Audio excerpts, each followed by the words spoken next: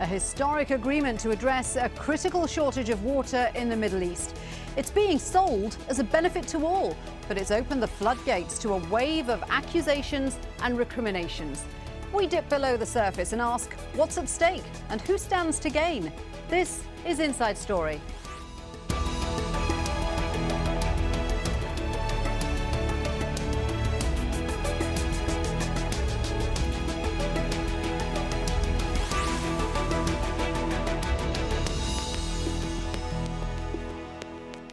Hello there and a warm welcome to the programme. I'm Shiulie Ghosh.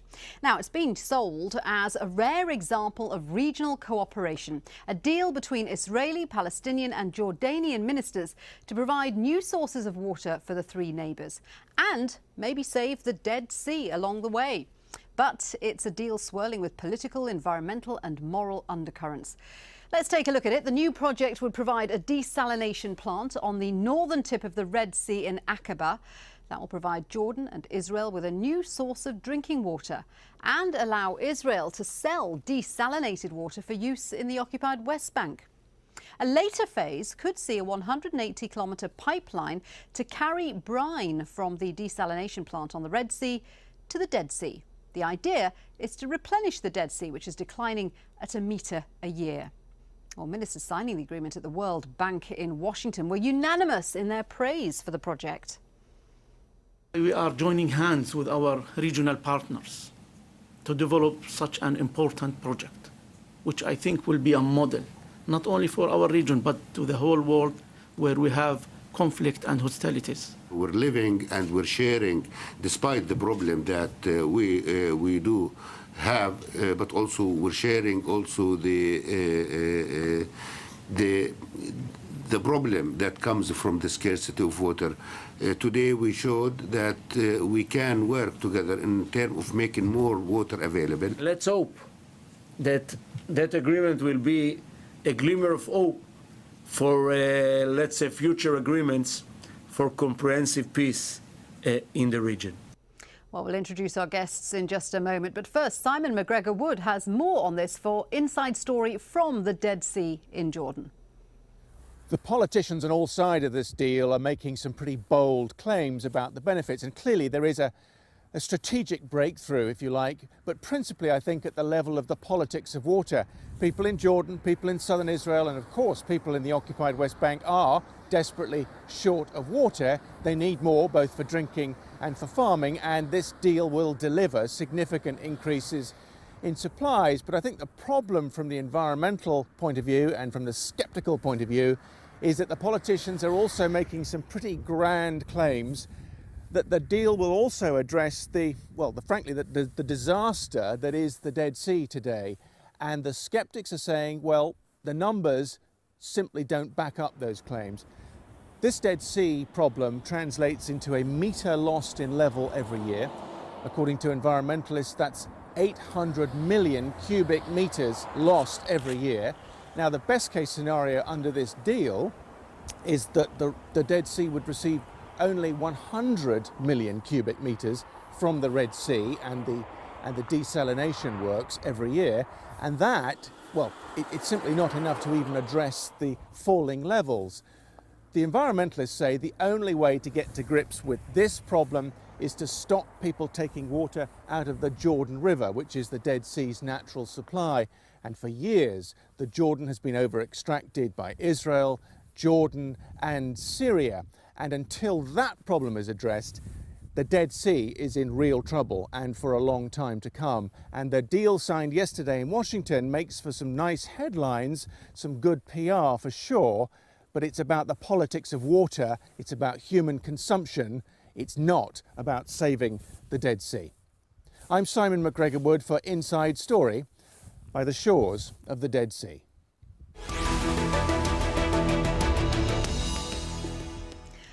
Well, let's introduce today's guests. In Amman in Jordan, Munqeth Mehyar, Chairman of Friends of the Earth Middle East and Director of its Amman office. Joining us from Rehovot, south of Tel Aviv, is Jerusalem Post journalist Sharon Udassin, who specialises in the environment, energy and water. And in Norwich in the UK is Mark Zaytoun, a reader at the School of International Development at the University of East Anglia and director of the university's Water Security Research Centre. Good to have all of you with us. Thank you very much indeed for joining us. Sharon, let me start with you. As simply as an agreement to get more water to consumers, this is being heralded as a great agreement. It demonstrates how all sides can cooperate with each other. Is that how it's being seen in Israel?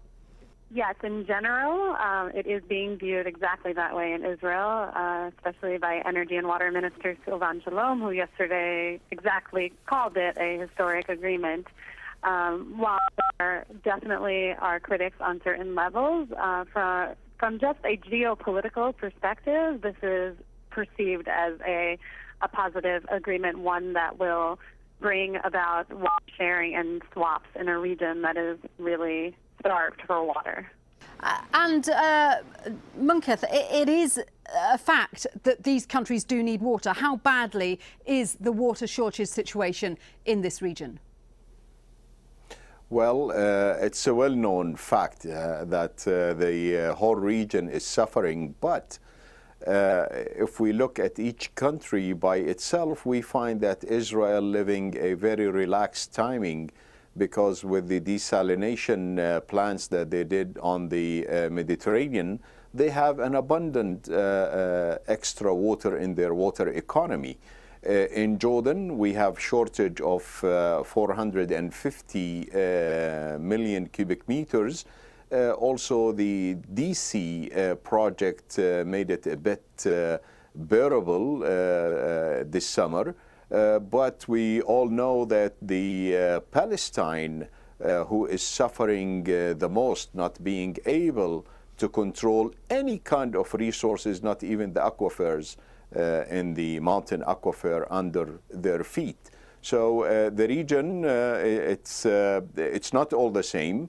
Israel is relaxed in the water economy, and the two other countries are in trouble, in my opinion. Mark, do you agree with that? Israel is very, very worried about, well, it's doing more about water security than other countries are doing. It's invested millions in desalination projects. Yeah, certainly the disparity that Munqeth mentioned is there.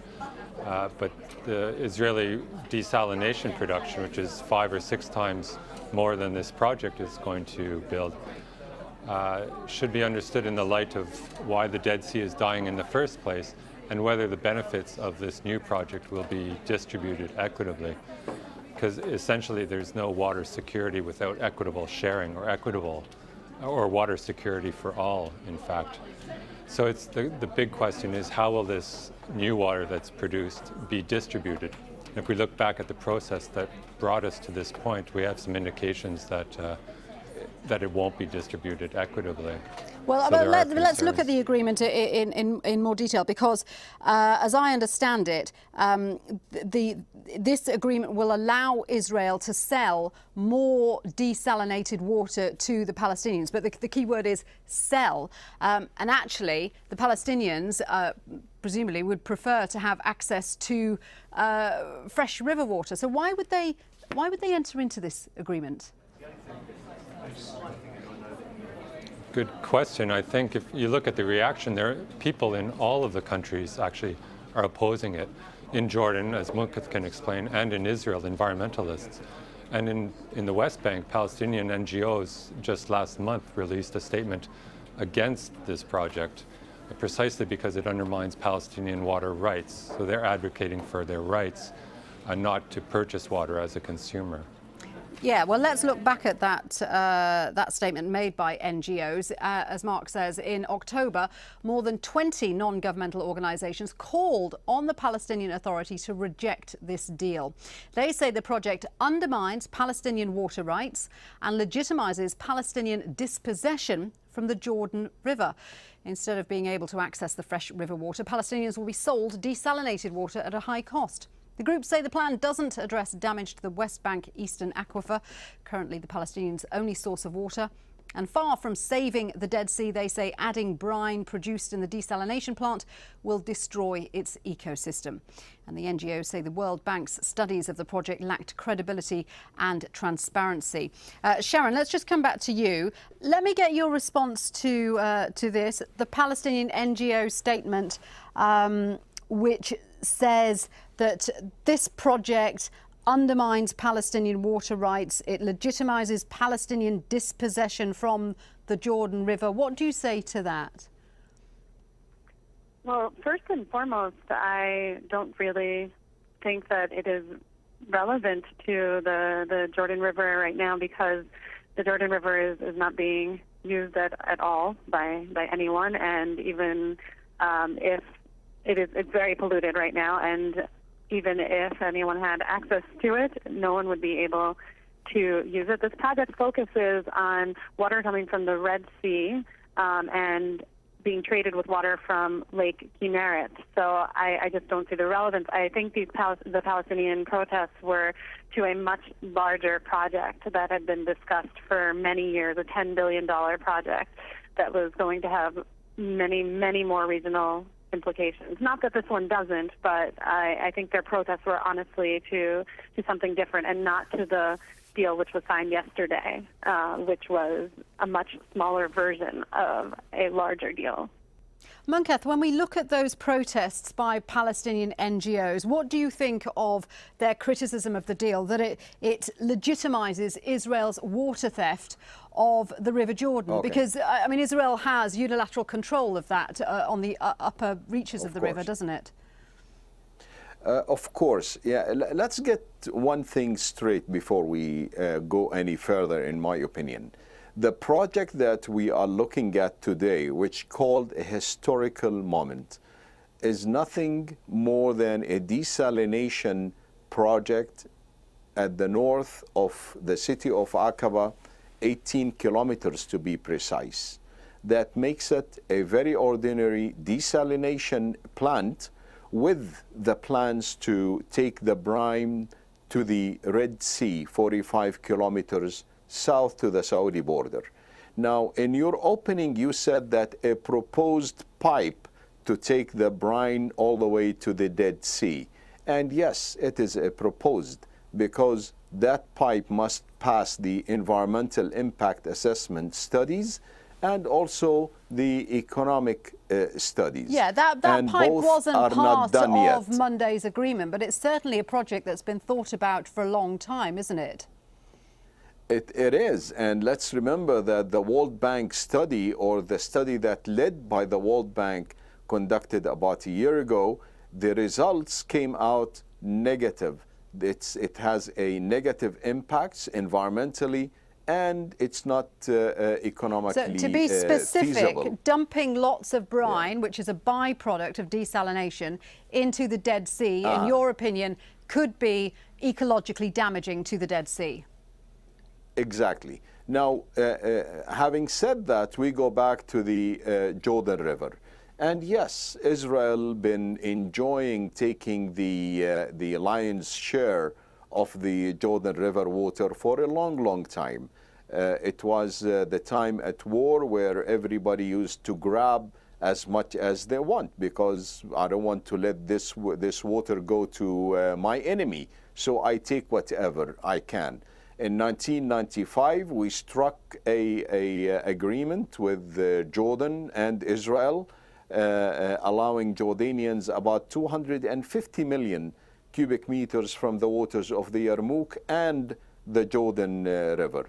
Now, if we go back a bit in history and look at Johnston plan in the mid-50s, Jordan and the West Bank at that time had a share of 830 million. But now Jordan is getting only 250, leaving the share of the Palestinians with the Israelis. And now, as I understand it, the over-excessive use of the River Jordan is exactly why the Dead Sea is diminishing.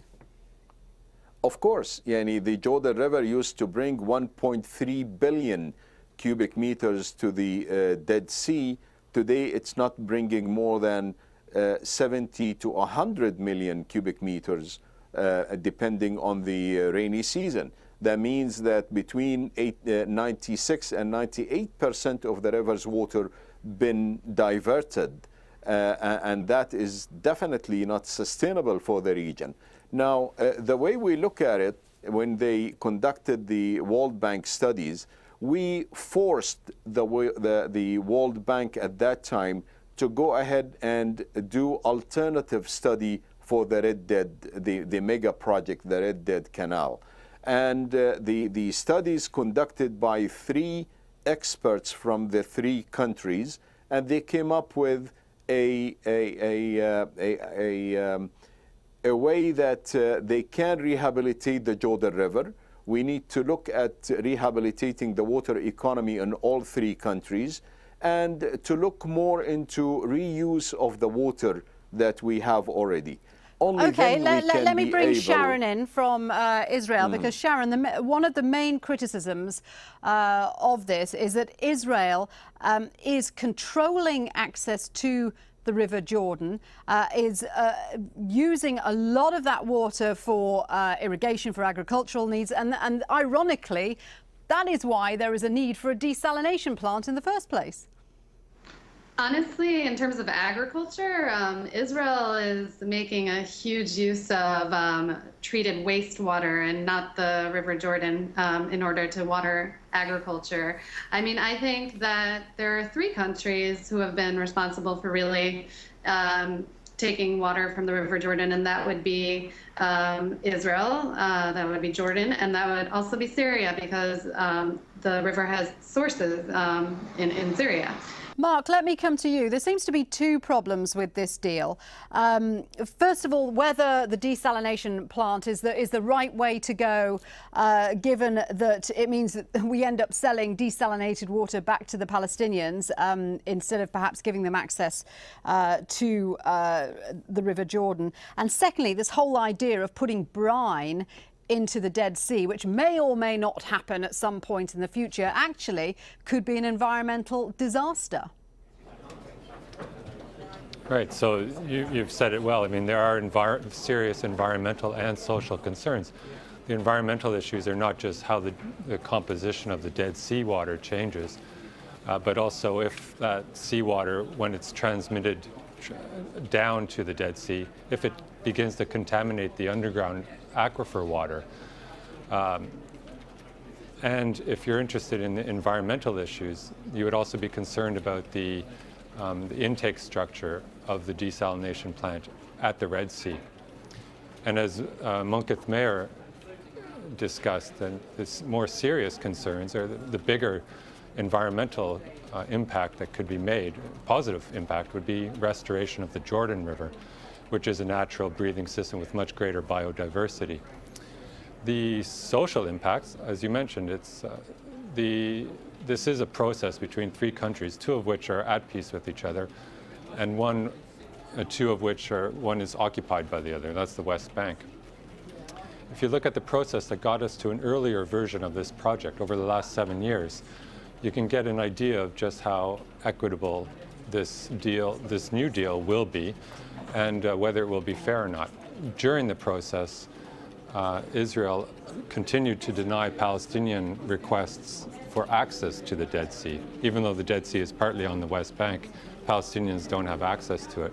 That access is continuing to be denied, even over the 6 or 7 years of consultations. Do you think that's one reason why they entered into this agreement? Because they think that maybe one day, if there is an eventual peace accord, this needs to be an asset that they have to have a foothold in and an interest in now. I suppose so. I mean, each actor is in it for their own state, for their own interests. And the Palestinians stand to gain possible access to the Dead Sea and the development of industry there and tourism, like Jordan and Israel have done. The other interest for Palestinians is water. So if there is a fair share of water that comes out of it, could be a good idea for some Palestinians. But when you look at the opposition in each country, it's unanimous, mostly on environmental grounds and also on the social grounds. It's interesting that this agreement was signed at the World Bank headquarters, so clearly the World Bank is endorsing it as a deal. John Kerry is due in Jerusalem. He says this is a good deal because it improves economic development. Does a project like this have any impact on future peace talks, negotiations? Well, I think it has positive impact on the businesses in the region, in the Dead Sea. So the potash industry and tourism. Whether you think that's going to lead to peace or not is up for you to decide. If you look at the process that's been up until this point, it's been one mainly of the governments distancing themselves from the people's concerns, and the governments within themselves fighting and battling, denying Israel, denying access to the Dead Sea of Palestinians. And I'd like to point out that what you noted that the root cause of all this is upstream water use, so damming of the Lake of Tiberias in 1964 by Israel, and then later dams by Jordan and Syria on the Yarmouk River.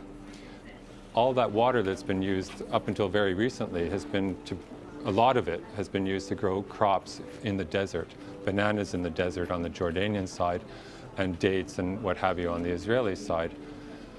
The question then becomes, if there's so much local mismanagement that the Dead Sea is dying, why do we need the desalination plant to rescue us? And indeed, why should the international community and the World Bank pay for local mismanagement to the tune of billions of dollars? It's a question that needs to be answered before we proceed.